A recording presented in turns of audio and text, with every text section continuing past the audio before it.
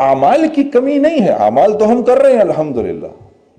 میرے عزیز دوستو، میرے بھائی اور میری بہنوں، فرق صرف یہ ہے کہ ہمارے دل ایمان کی مایا سے خالی ہیں۔ ہاں،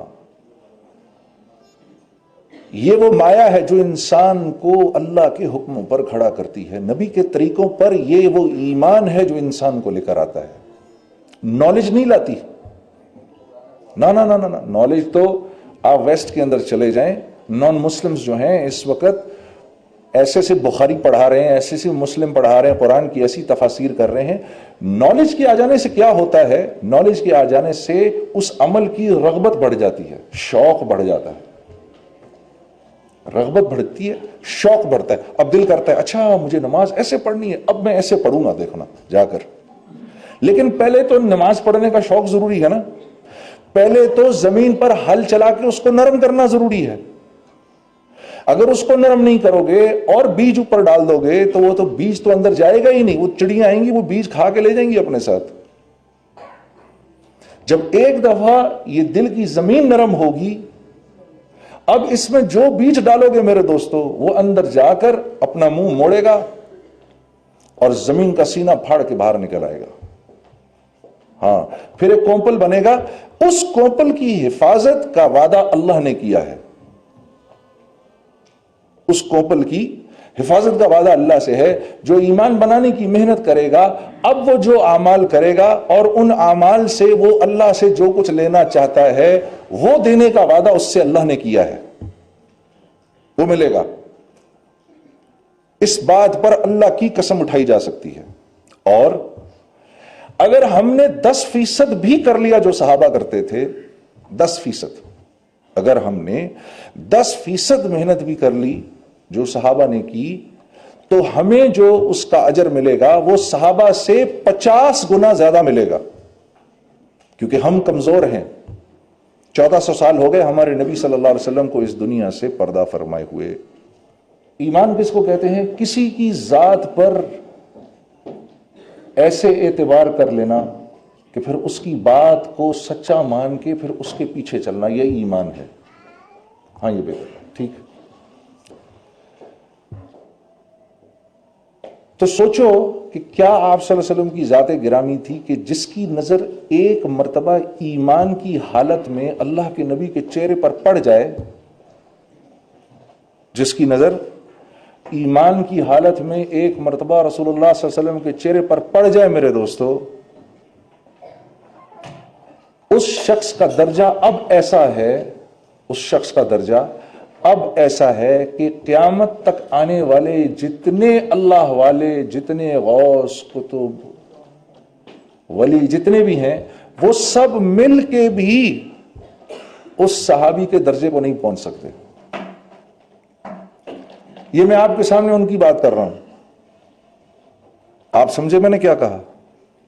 کسی کی بات کو ایسے مان لینا، اس کی ذات کو سامنے رکھتے ہوئے اس کی بات کو ایسے مان لینا۔ تو میں کس کی بات ماننے کو آپ کو کہہ رہا ہوں؟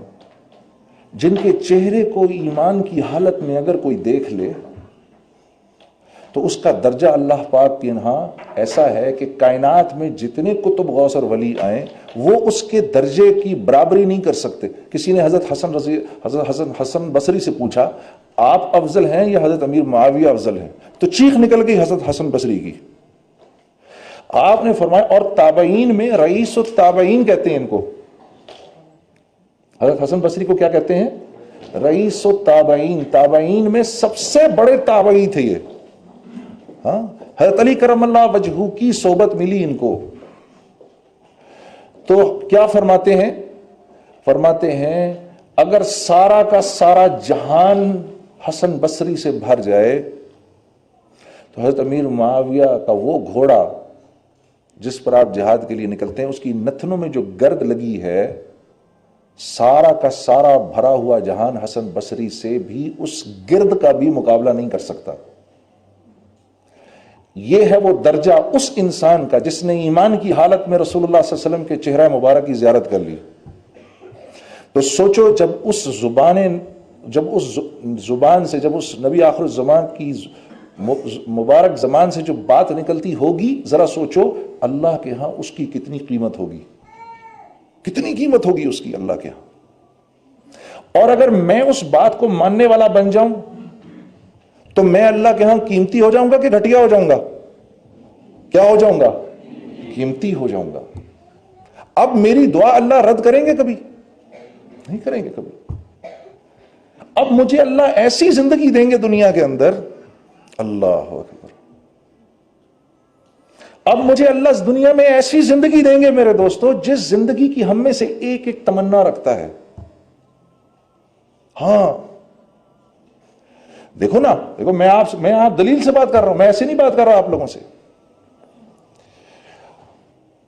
جب آپ حجۃ الوداع سے واپس ہوئے تو قرآن کی کون سی آیت اتری؟ الیوم اکملت لکم دینکم واتممت علیکم نعمتی ورضیت لکم الاسلام دینا۔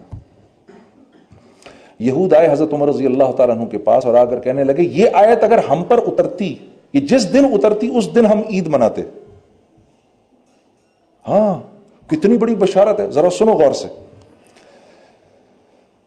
الیوم اکملت لکم دینکم، میرے بندو، میرے نبی ان کو بتائیں آج ہم اپنا دین تم پر مکمل کر رہے ہیں۔ اپنا دین یعنی یہ دین اللہ کی طرف سے آیا ہے، رسول اللہ صلی اللہ علیہ وسلم کی طرف سے اس میں کچھ فارمولیشنز نہیں ہیں، بلکہ آپ کے بارے میں تو اللہ پاک فرما رہے ہیں میرا نبی تو وحی کے علاوہ کوئی بات ہی نہیں کرتا۔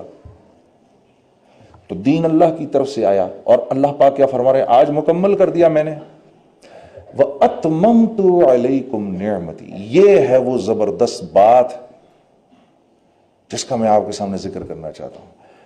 اور ان کو بتا دیں، یہ خوشخبری بھی دے دیں کہ میں نے اپنی جتنی بھی نعمتیں، نعمت کس کو کہتے ہیں؟ ہر وہ چیز جس کی میں اور آپ دل میں تمنا رکھتے ہیں۔ نعمت کس چیز کو کہتے ہیں؟ ہر وہ چیز جس کی میں اور آپ دل میں تمنا رکھتے ہیں اس کو نعمت کہتے ہیں۔ تو اللہ پاک فرما رہے ہیں وَأَتْمَمْتُ عَلَيْكُمْ نِعْمَتِي، ان کو بولے میں نے ساری کی ساری نعمتیں آج ان پر تمام کر دیں۔ لیکن وَرَضِيتُ لَكُمُ الْإِسْلَامَ دِينًا، ان سے یہ کہیے کہ میرے پاس آپ کی زندگی کے سوا اور کوئی زندگی لے کر نہ آئے، بس میری رضا تو اس زندگی میں ہے جو زندگی آپ کی زندگی ہے، بس مجھے تو اسلام چاہیے، ان سے کوئی اور مینڈیٹ نہیں چاہیے، مجھے ان سے کوئی اور ایجنڈا نہیں چاہیے، مجھے ان سے آج دین مکمل ہو گیا میرے نبی۔ اور میں جتنی نعمتیں، اب نعمتیں کیا ہیں بھئی؟ ہم میں سے ہر ایک چاہتا ہے ہماری عزت ہو، ہم میں سے ہر ایک چاہتا ہے لوگ ہم سے محبت کریں، ہم میں سے ہر ایک چاہتا ہے ہماری اولاد ہماری فرما بردار ہو، ہم میں سے ہر ایک چاہتا ہے ہماری شوہر چاہتا ہے میری بیوی مجھ سے وفا کرنے والی ہو۔ وفا کا کیا مطلب؟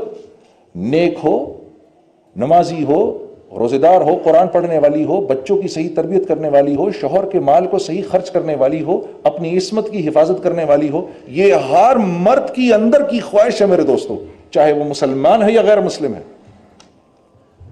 ہر عورت کی یہ خواہش ہے شوہر مجھ سے محبت کرنے والا ہو، مجھ سے پیار کرنے والا ہو،